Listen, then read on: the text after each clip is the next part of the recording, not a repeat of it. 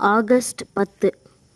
அனைவருக்கும் புனித லாரன்ஸ் திருநாள் வாழ்த்துக்கள்.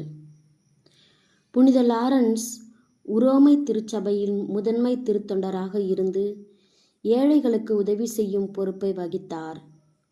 திருத்தந்தை கொல்லப்பட்ட பின் உரோமை அரசு அதிகாரி லாரன்ஸை அழைத்து திருச்சபையின் பெரும் செல்வங்களை அரசிடம் ஒப்படைக்குமாறு கட்டாயப்படுத்தினான்.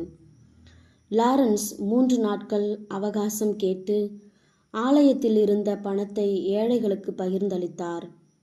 3ஆம் நாளில் உரோமை நகரின் பார்வையற்றோர், முடவர்கள், ஆதரவற்ற ஏழைகள் அனைவரையும் அந்த அதிகாரிக்கு முன்பாக கூட்டி வந்து, இதோ இவர்களே திருச்சபையின் அழியாத உண்மையான செல்வங்கள் என்றார். இதனால் ஆத்திரமடைந்த அதிகாரி இவரை ஒரு பெரிய இரும்பு தட்டில் கிடத்தி நெருப்பில் சுட்டு கொல்ல உத்தரவிட்டான். அந்த கொடூர வேதனையிலும் இவர், இந்த பக்கம் வெந்துவிட்டது, என்னை மறுபக்கம் திருப்பி போடுங்கள் என்று நகைச்சுவையோடு கூறி விசுவாசத்திற்காக உயிர் நீத்தார். ஜெபம்.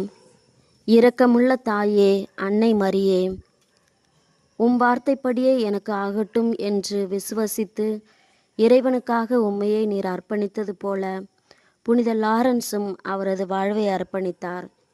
எங்களுக்கும் உமது அருள் வரங்களை தாரும். நம்பிக்கையோடும் விசுவாசத்தோடும் கிறிஸ்துவ வாழ்வை பின்பற்ற. ஆமேன்.